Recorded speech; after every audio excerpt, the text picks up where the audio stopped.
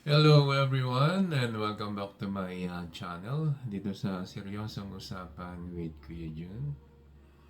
Ang ating topic ko sa ngayon ay itong mga naging kasagutan ni Bato de la Rosa sa mga katanungan sa kanya sa nakaraang senatorial debate. Atin mo nang panoorin at katapos noon ay bibigyan natin siya ng seryosong usapan. Alright? Senator Bato, may mga source na nagsabing nag-request ang International Criminal Court o ICC na makausap ang 5 opisyal ng Pilipinas, kabilang kayo, na tumayong Chief of Police nung ipatupad ang drug war. Ang rekomendasyon naman ng Quadcom ng Kamara, kasuhan kayo at 7 iba pa ng crimes against humanity kaugnay pa rin ng gera kontra droga. Ang tanong ko po, ano po ang inyong reaksyon sa mga natuklasan umano ng Quadcom at sa rekomendasyon na kasuhan po kayo? Halata, Vicky, na ang Quadcom ay binuo ng Speaker of the House para gamitin na panggiba, pangdimulis ng mga Duterte at mga kaalyado. At kaya ngayon, yung 4 na komite na yan, pinagrupo-grupo na, inisa nila, walang ibang direksyon yan, kundi tirahin ang mga Duterte at kaalyado. So, ito'y pamumulitika, halatang pamumulitika. Matagal lang bumaba si Pangulong Duterte 3 years ago, hanggang ngayon, wala pang kaso na na-file ang DOJ laban sa amin. So, halata po na demolition job ito. This is not investigation in aid of legislation. In fact, this is an investigation in aid of persecution. Investigation in aid of demolition. Sinabi po na sakaling ipaaresto kayo ng ICC ay dudulog po kayo sa Korte Suprema. Correct. Susunod pa po kayo kahit na pabor o kontra ang maging desisyon? Kung magiging pabor o kontra, whatever, basta ang nagbigay ng desisyon ay ating korte, hindi korte ng banyaga. Kung desisyonan ng korte ang aming kaso laban sa akin, susunod po ako. Pero Senator Bato, yung pong ICC ay marami na hong naimbestigahan yan throughout history na mga kaso ng war crimes, genocide. Kayo ho, namuno po kayo ng PNP natin. Kayo po ang at one point the primary or the top enforcer of the law sa ating bansa. Hindi ho ba ang pagpresenta ninyo ng inyong posisyon sa ICC naaayon lang dapat dun sa inyong dating tungkulin na to enforce the law? Parang may kontra ho doon No. Bakit? Because ICC has no jurisdiction over the Philippines. Very clear. Article 127 ng Rome Statute. Sinasabi doon, hindi maabsuelto ang Pilipinas sa mga pangyayari na sakop doon sa panahon na tayo ay membro. But, itong mga investigasyon na ito ay dapat nag-commence before nag-effect yung ating withdrawal. Ang nangyari ngayon, ang investigasyon nila mag-start after the withdrawal. So, walang jurisdiction. Kahit saan tayo mag-abot. Don't you want a chance to explain yourself before the tribunal? No, because I don't recognize their jurisdiction over us. They have no jurisdiction. Maraming salamat, Senator De La Rosa Thank you. at kay Vicky Morales. Okay, Tatanungin naman ngayon si Representative ang mga naging kasagutan ng isa sa kasalukuyang senator ng Pilipinas. Unahin muna natin yung unang katanungan tungkol sa pag-iimbestiga ng Quadcom.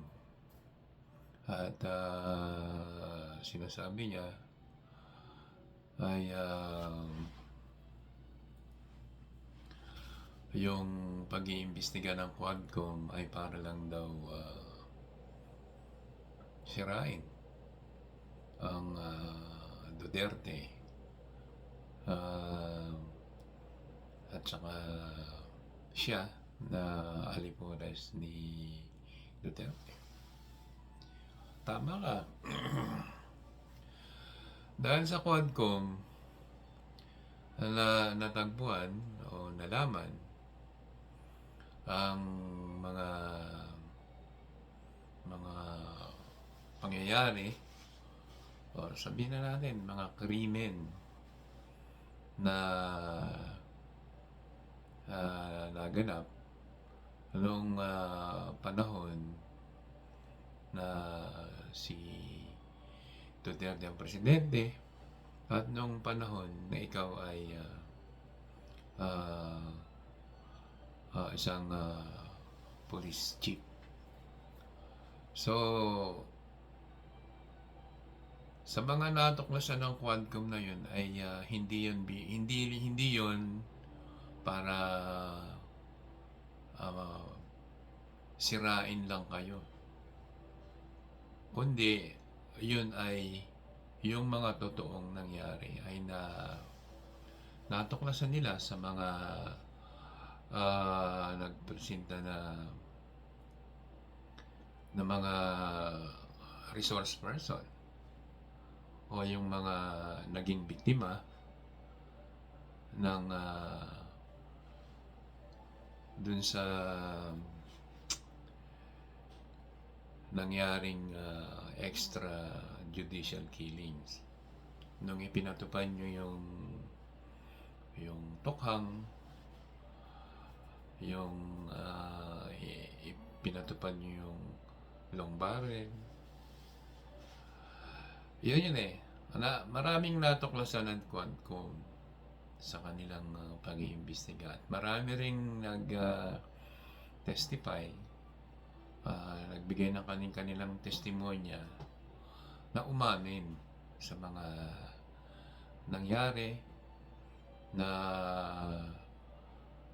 doon sa mga naganap na krimen noon ay talagang merong foul. Ibig sabihin, meron diyang binabayaran o meron diyang nakakatanggap ng bayad o meron diyang quota kapag ito ay may napapatay.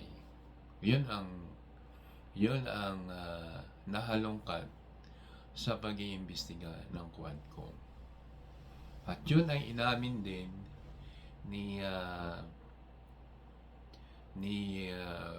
dating presidente na si Duterte na yung sa mga pagpatay na nun, mga pagpatay na yun ay inamin niya na totoo. At yun nga, inamin nga niya na ini-encourage pa niya yung mga pulis na yung mga kanilang nahuhuli, ini-encourage na lumaban. Diba? At para may katwiran ng pulis na patayin kapag sila ay lumaban. Parang ganun ganun yung testimonya niya.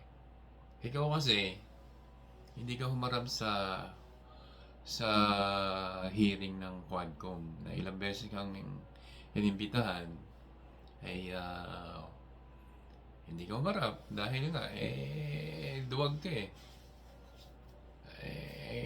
matapang ka lang pagka nandiyan ka sa press con, nandiyan ka sa ini-interview ka, ang tapang ng dating mo alam mo talaga hindi ka pahuhuli ng buhay. Alam mo yun? Pero pag nasusukol ka na,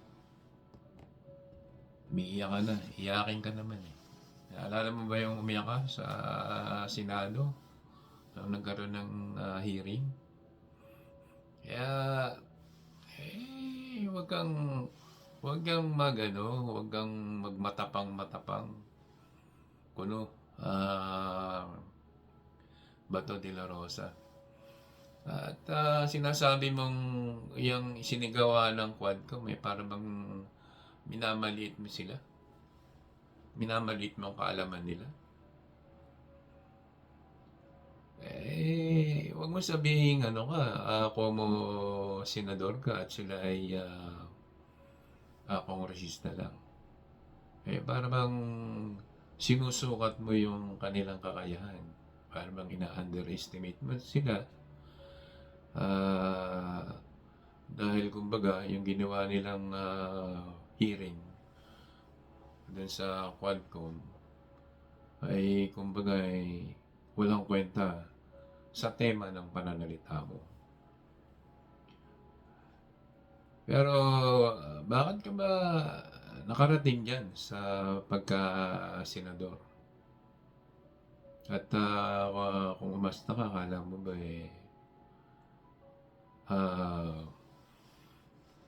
kinakaya-kaya mo lang yung mga congressman na nagsagawa ng Quadcom. Kumbaga, minamaliit mo yung naging kakayahan nila sa pagsasagawa nila ng investigasyon o hearing dyan sa Quadcom tungkol sa extrajudicial killing nung panahon nyo ni Duterte. Nung panahon ni si Duterte ay bilang presidente at ikaw naman isa kang police chief of police nung panahon na yun.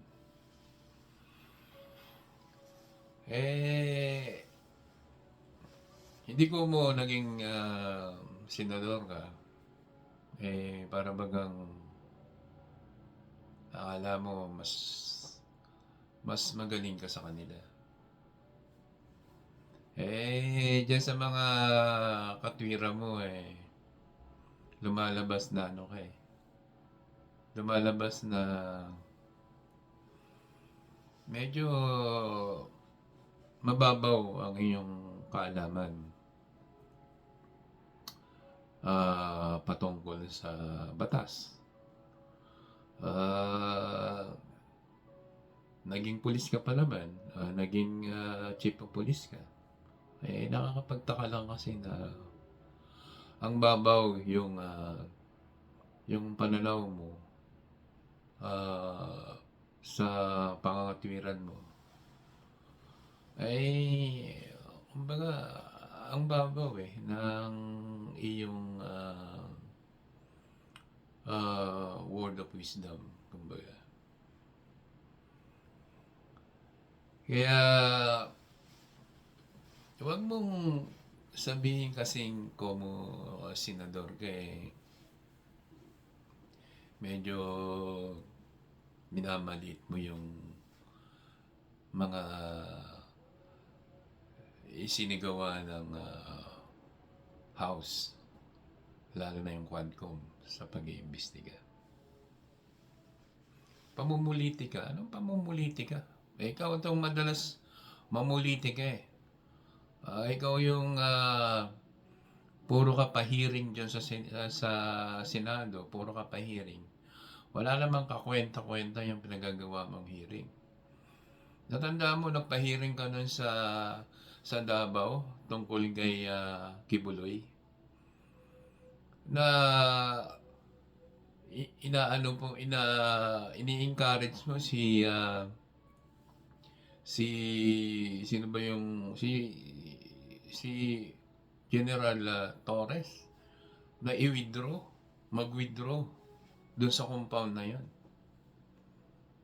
Ibig sabihin, ikaw kinakanlong mo yung tao na may pananagutan sa batas samantalang ikaw ay senador. Doon mo pa talaga ginanap yung hearing na yan. Tapos ngayon, lumalabas na nagmamagaling ka. Kaso, nakikita sa mga galawan mo at sa mga sagot mo sa mga katanungan, mababaw ka, Bato de la Rosa. Naging chief of police ka dahil kay Duterte. naging senador ka dahil kay Duterte. Kaya wag kang magmagaling.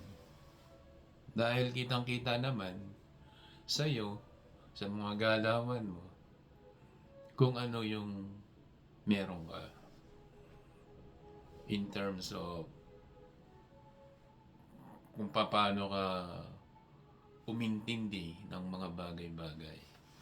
Hindi naman ako sa nagmamagaling, pero ayun ang nakikita ko. Ngayon, dumako naman tayo dito sa patungkol sa ICC. Na sinasabi mo na ang ICC ay walang jurisdiction. At ayun na ba ay sapat na lang yung nakatiwiran mo na ang ICC ay walang jurisdiction sa Pinas.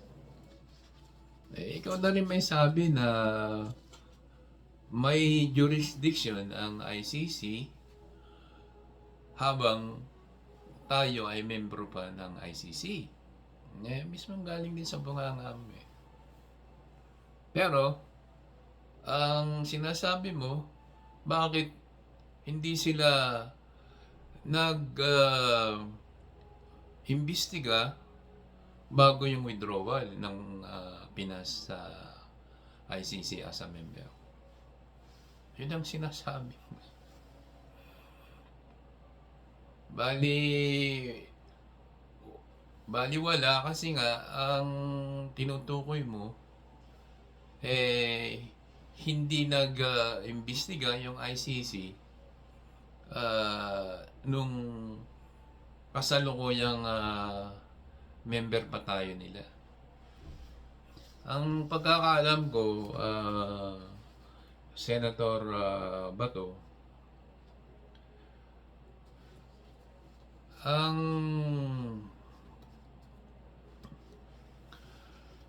kaya nag-withdraw ang Pilipinas noon sa ICC dahil nung kayo ni Ila Duterte nalaman yung nung nag-conduct ng preliminary examination dun sa alleged na crime committed during President Rodrigo Duterte's war on drug. Nung nakaamoy na kayo na may nag-iimbestiga na ICC, doon naman nag-withdraw ang Pilipinas.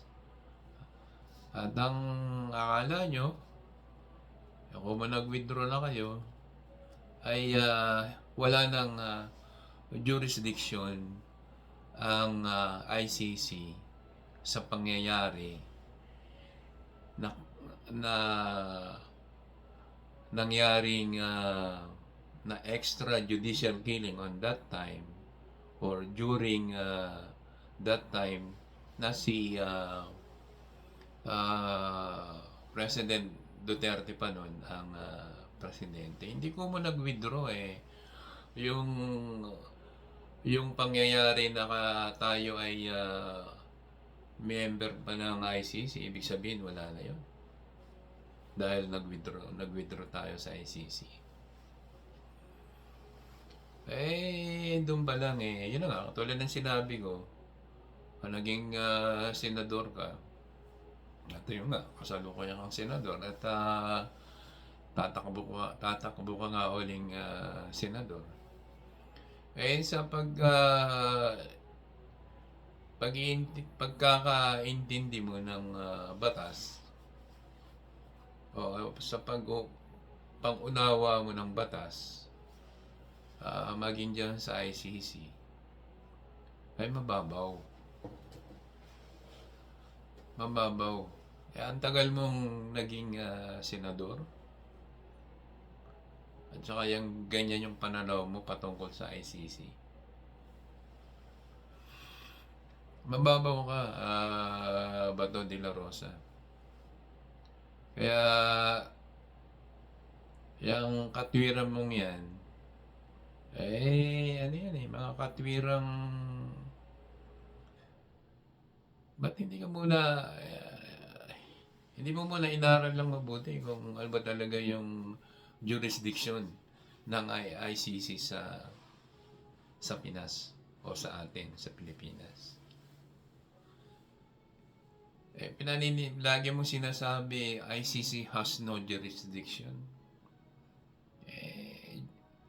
Yung sabihin na lang natin yung literal na jurisdiction. Yung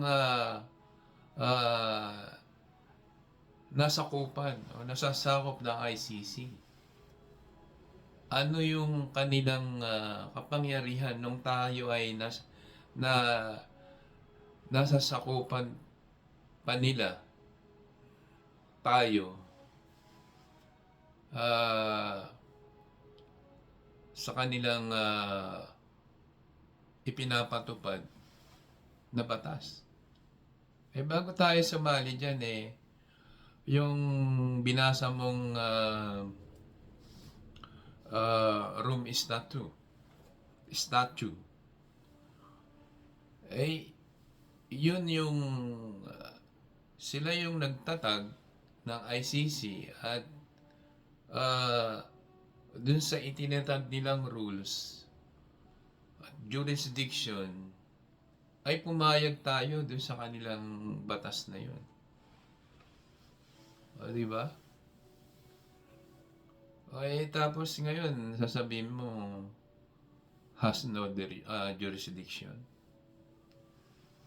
Dali lang sabihin has no jurisdiction. Naman, senador ka pa naman. Bato de la Rosa. Sadyang pinipilit mo yan para pinaghuhugutan mo lang ng pinaghuhugutan mo lang ng lakas ng loob na kunwari matapang ka. Ganun ba yan? Bato de la Rosa. Yan yung mga kasagutan ni Senador Bato de la Rosa at yun nasa sa inyo na ho yan o nasa atin na ho yan. Kung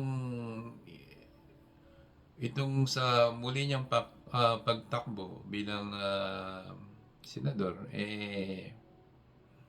karapat-dapat pa ba siya? Ano bang nagawa niya bilang senador nitong mga nakaraang 6 na taon? May nagawa ba siya? May naitulong ba siya sa bayan? Ang naalala ko, yun. May nagawa siya sa extrajudicial killing. May naitulong siya kay Kibuloy.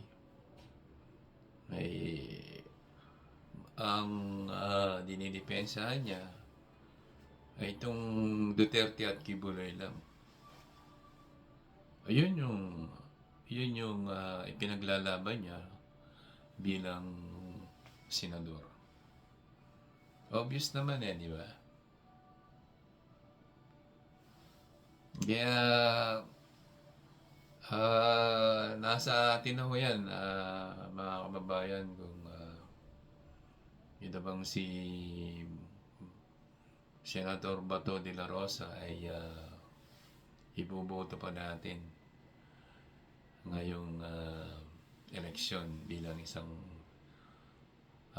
tumatakbong senador muli. Yun at sana ay pag-isipan natin mabuti kung sino po ba yung karapat-dapat na iboto natin. Okay, hanggang dito na lang at maraming salamat. Thank you for watching and I'll see you next time. God bless.